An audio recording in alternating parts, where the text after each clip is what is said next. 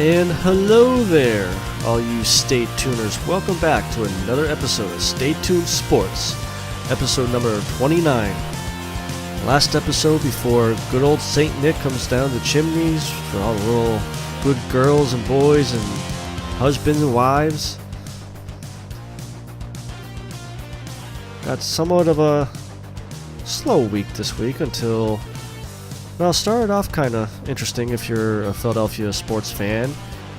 Then kind of got a little slow, and then today we had some news.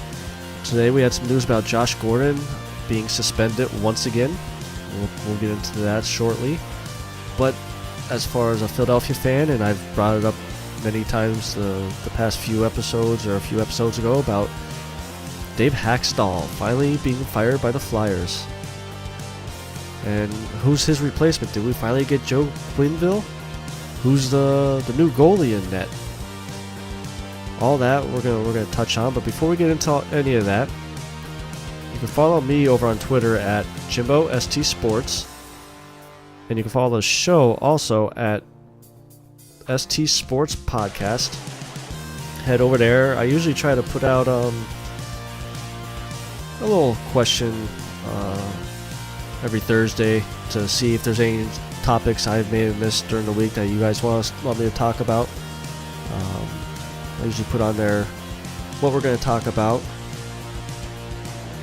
And just like earlier today, I put on there about Josh Gordon being suspended once again. News broke earlier today. Today's Thursday, the 20th. So you guys might not hear this till tomorrow.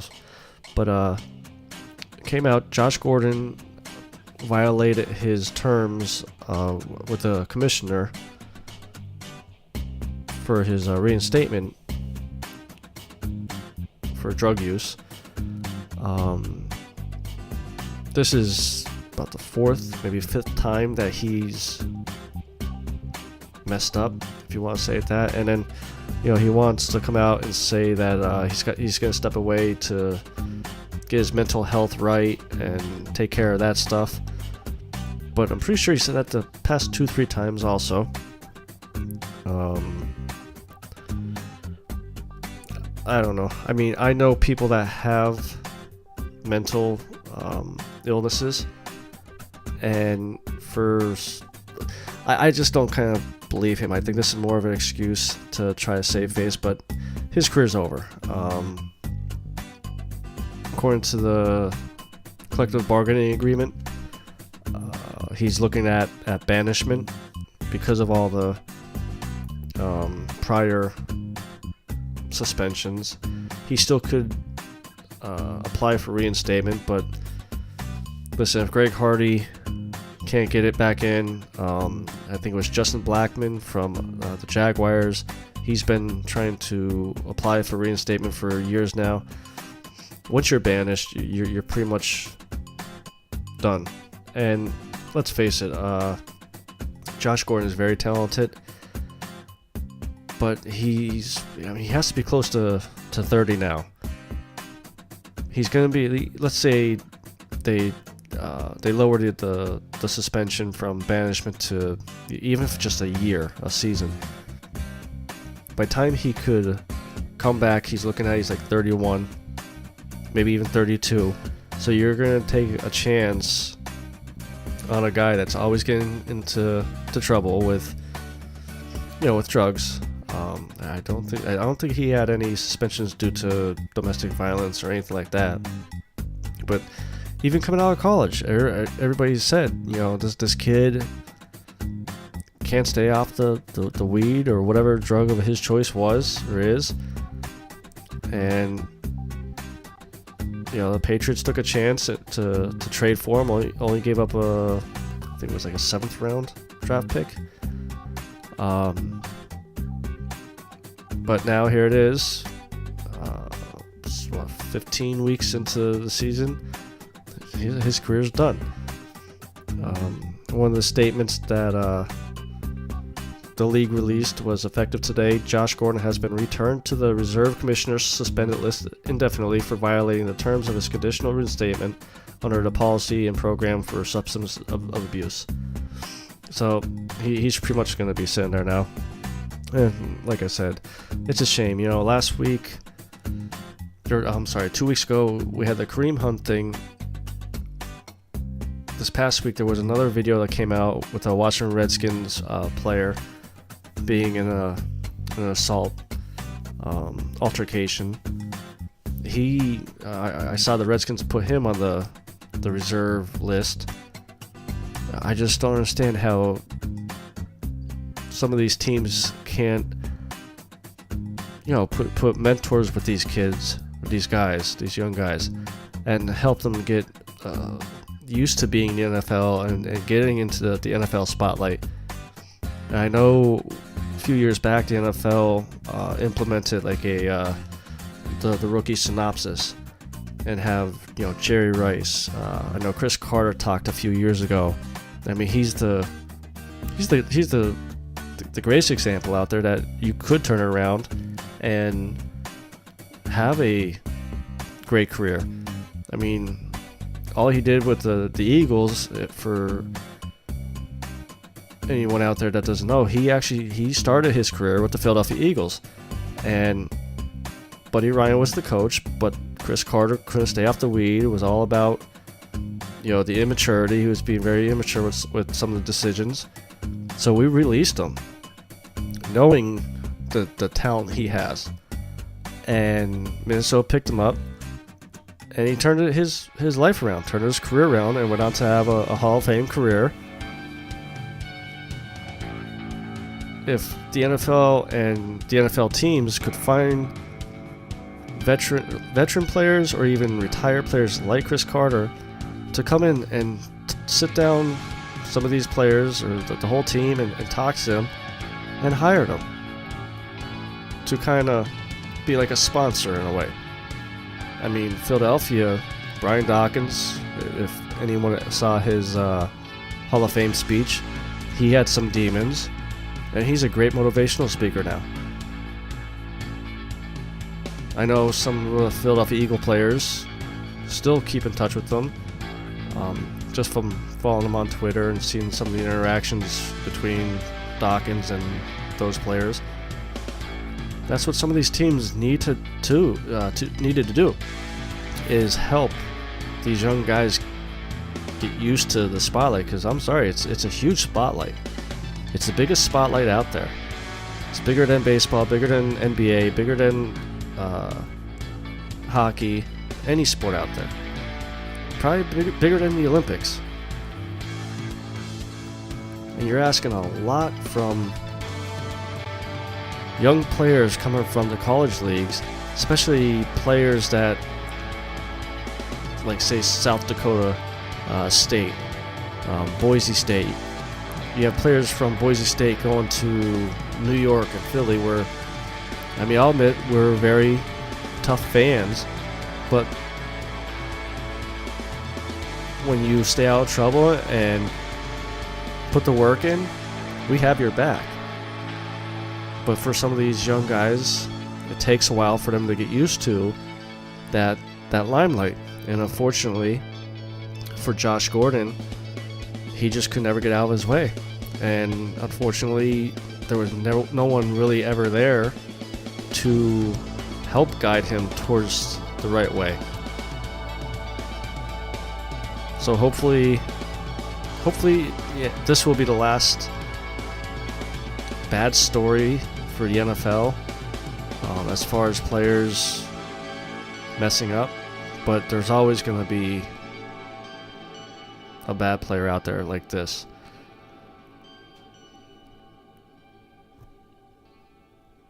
Moving on to still some NFL news. Some Philadelphia Eagles news. I think I talked about a little bit last week about the Nick Foles, Carson Wentz situation. Now I keep seeing all this past week after the Eagles beat the Rams in one hell of a game. It really was a good game. I had work early the next day. I normally work 7 to 3, and I was supposed to go in at 5 Monday morning. And I figured, well, okay, Wentz is out. The way Nick Foles played the first 2 games, excuse me. The way Foles played the first 2 games, I thought for sure we would have got blown out. Yeah, the Rams had a bad game against the Bears. That was the other reason why I thought we would get blown out. I thought they would come out, pissed off and ready to go. And first quarter, Todd Gurley, he was putting some yards up on us. Which, again, they put the stats up. This past week was the 13th cornerback to start for us on defense. No Jordan Hicks, so we were hurt at linebacker. Tim Jernigan, listen, I loved him last year. He was a very physical D tackle. We gave him the 5-year extension, and all of a sudden, oh, my back hurts. Oh, I'm out. And, he may be legit hurt, but it hasn't done anything all year for us because he's been hurt all year. So I thought for sure by the end of the first quarter, the game would be over. I thought it would be like 20 to 3. But at the end of the first, it was a close game. It was, like 6-3 or 9-3. I know it was within a touchdown. And then the second period came, or second quarter came. Our defense started clamping down, and Nick Foles was making those plays like he was making last year. I know Collinsworth had a man crush on him this past Sunday for him, but he was right. He felt like he was doing the same things he was doing on the Super Bowl run. Halftime came. I think we were down by 3 or up by 3. Still a close game. As far as me being on the East Coast, it was about 10:30. I usually get up about 3 to go to work for 5. Next thing you know, we're up by 17 going into the fourth quarter, and it's 11 o'clock at night. So by that point, I figured, well, I might as well watch the rest of the game. Rams came back, and I think what happened was Schwartz switched up his defense. Whatever defense he was doing the first or second and third period, stopped doing for some reason. But came down, and I think also where McAvey screwed up was he took a timeout in the fourth quarter. I think it was like 5 minutes left, 4 or 5 minutes left, to conserve a little bit of time. And all the time that he was going to conserve was about 5 seconds. Now, Rams go down, score a touchdown, cut the lead down to 10. Philly, got a couple plays done, but they had to punt. St. Louis gets the ball back, drive down, they got the field goal. That's what it was. Got the field goal, kicked it off to the Eagles. Eagles 3 and out, but during that 3 and out, that's when St. Louis's coach, or LA's coach, took the timeout. Got the ball back, drove down, and also a mistake by Todd Gurley. There was a play that he caught the ball on that last drive that he should have ran out of bounds to stop the clock, but he stayed in. They were at the 30 or 40 yard line, obviously needing a touchdown. 4 seconds left with no timeouts. 8 seconds left with no timeouts, and threw the ball downfield, and clock ran out. If he would have saved that timeout, they would have got one more play, one more chance to get to the end zone. So the season is still saved, going on because of Nick Foles, and their playoff chances went from 13% to I think I saw like 35% or something like that. So I saw that and I was like, oh, okay. So let's see what has to happen for the Eagles to make the playoffs. I mean, pretty much the top 4 seeds are figured out. 5th and 6th seed right now is Seattle and Minnesota, which that tie is what's really screwing things up right now. We have more wins than Minnesota, but they have less losses because of that tie. Seattle, I believe, is a game up on us. I think they're 8 and 6. We're 7 and 7. Minnesota is 6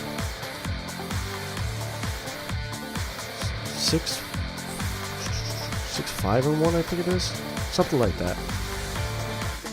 So basically, we could make the playoffs as a wild card, and with how the NFC East is every year, we still technically, mathematically have a chance at the division. For us to win the division, basically, we would have to win out. Dallas would have to lose out. We have Houston this week, which it's a tough game. Houston is a tough team this year. Their defense is phenomenal. Deshaun Watson playing, awesome again. DeAndre Hopkins, he's a very good receiver, probably top 5, maybe even top 3 in the league. Then after that, we have the Redskins, which, let's say we do beat the Texans. I would still be a little worried about the Redskins because, 1, they want to play spoilers, and 2, we may look past them because it's Josh Johnson as the quarterback. When it comes to quarterbacks like that, you just don't know what team's going to show up or how the outcome is going to happen because you may be overlooking them. Nick Foles is starting this week already. Doug Peterson announced. So that's how we could win the division. I'm not sure who Dallas is playing in the next 2 games, but basically we would have to win out. They would have to lose out. The scenarios for us to make as a wildcard team, no matter what, through these outcomes, the Eagles have to win out.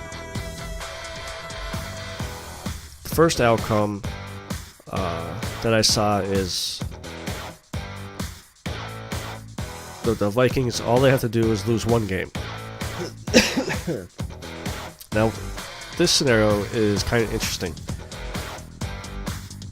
They play the Lions this week, which the Lions aren't that great this year. And they play the Bears the last week of the season. Again, Lions playing to be spoilers. Vikings, they fired their offense coordinator prior to this past week's game. And before, with the old coordinator, the Vikings were very up and down. Kirk Cousins very up and down. But this past week with the new coordinator, they're running the ball more. Dalvin Cook had a breakout game. Kirk Cousins was pretty good. And they ended up winning. Now, was that a 1-game fluke, or are they re-inspired? Only time will tell. Let's say they get past the Lions. Then they go on to play the Bears. Now, obviously, the Bears defense is playing lights out. With Khalil Mack having more sacks than the Raiders team combined, which that's just freaking hilarious. Good job, John Gruden and the Raiders, especially going out and signing Nathan Peterman to be Derek Carr's replacement next year. But the thing is, do the Bears rest their players? Especially Khalil Mack, who's making sacks by just laying down on people. Now, I don't think they will, just for the fact that right now you have the Saints, the Rams, Bears, and Cowboys as the top 4 seeds. Saints are 12-2, Rams are 11-3, Bears are 10-4, Cowboys are 8-6. Cowboys are not going to get the number 1 seed. I think it's possible, but very unlikely. When it comes to the Bears, they're 1 game behind the Rams, and they hold the tiebreaker. They're 2 games behind the Saints. So if that last week comes down to being either tied or 1 game behind the Rams, they would hold a tiebreaker. They would probably be playing all out, so they'd be playing their starters, which would make it a very good game, very interesting game. If that were to happen, that they're playing all their starters, you got to go with the Bears. The Vikings lose. If the Eagles win against the Redskins and the Texans, they would sneak in. And then, like the old saying, once you're in the playoffs, anything could happen. Now, the other scenario is we would need Seattle to lose both games and us win out.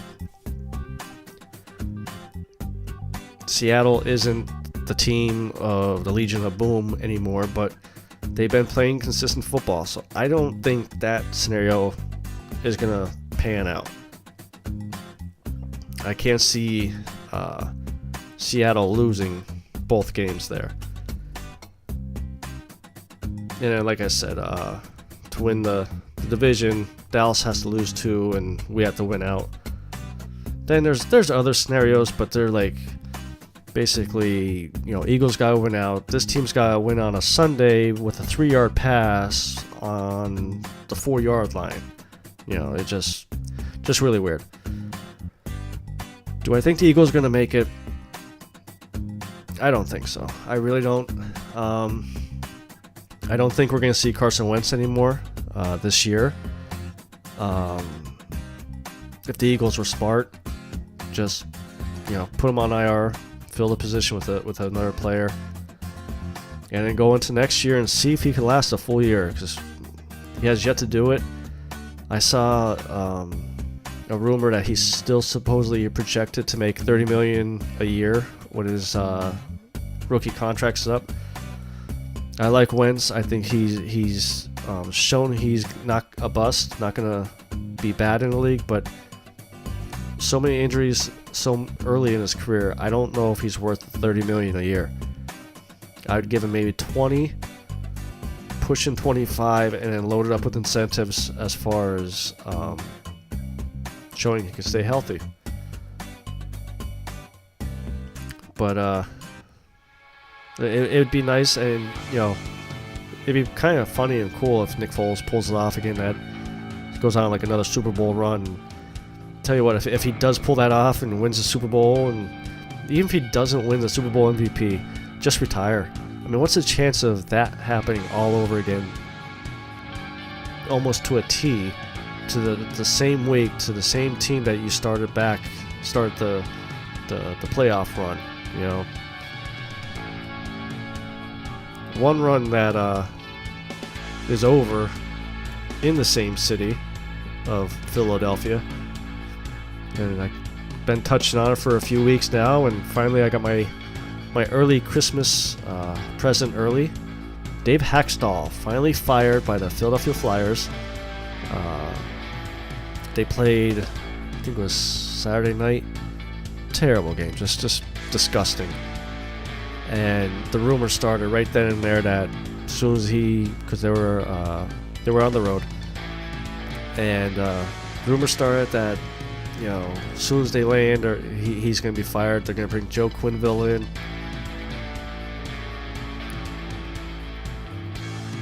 And all day, next day, I was on Twitter. I was waiting for it, and nothing. And I was like, oh boy. I hope it's not like a typical Philadelphia where, well, the surprise is we're going to give him an extension. Well, finally, on Monday, he was announced that he was relieved of his duties after 4 years. Basically, I mean, he was an average coach. Made the playoffs, I believe, 2 of the 4 years. Both first-round exits. this year, even towards the end of last year, after that, 10-game win streak that we had, once everything started hitting the ceiling, it just seemed like the players just weren't buying into what he's trying to implement. And even this year, I mean, we gave up a lot of leads going into the third period. 3-1, 4-1, and end up losing. You can't. Now, I know a lot of that is. I know all of it isn't on Hackstall. Our goaltenders were absolutely atrocious this year, and that's been our problem for a couple decades now, since Ron Hextall played for the Flyers. But I'll tell you what, this last Saturday, not to get off, I'm not really getting off subject because I'm talking about the Flyers. Last Saturday, the Lehigh Phantoms, Valley Phantoms, who is the AAA affiliate for the Flyers, played the Baby Pens. And I got to see Carter Hart play against the Baby Pens. And let me tell you, even if you're not a Flyers fan, watch one game of him play. My God, some of the saves he was doing even had the Baby Pen players saying, oh my God, like, what do I gotta do to get this in? Well, Monday, not only did we fire Hackstall, we called up Scott Gordon, who was the head coach of the Phantoms, to be our interim head coach, so no Joel Quinville yet. And we called up Carter Hart. Now, when I saw that, I got a little worried. I was hoping that we kept him down there for one full season, and then, next year, give him the final shot. I ended up getting to watch the Flyers game Tuesday night. Carter Hart started. He got his first NHL debut. Coach Gordon, it was his Flyers NHL debut because he already had NHL experience. He was the New York Islanders head coach from 2008 to 2010.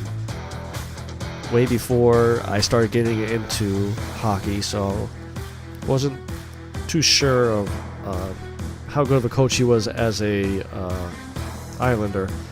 But I did see, as far as Phantoms, and I know AAA is a lot easier than NHL. He had a winning record. He was a 144 and such and such losses. Probably about 50 games above 500.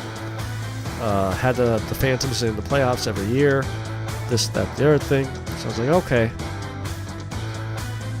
And then also, our GM came out and said that he hasn't talked to Quinville yet, and probably won't talk to him till after the season. So it pretty much sounds like Gordon's going to be the coach the rest of the year. The other positive thing that you have with Gordon is he has some experience with half the players, basically. He coached Hart, he coached Scott Lawton, Lindbaum. I know we just brought Phil Verone back up, so he has some experience, so he knows their tendencies, which is going to help. And then when you got Drew and Kutz, Couturier, Konechny, all very good players, he'll know what to do with them.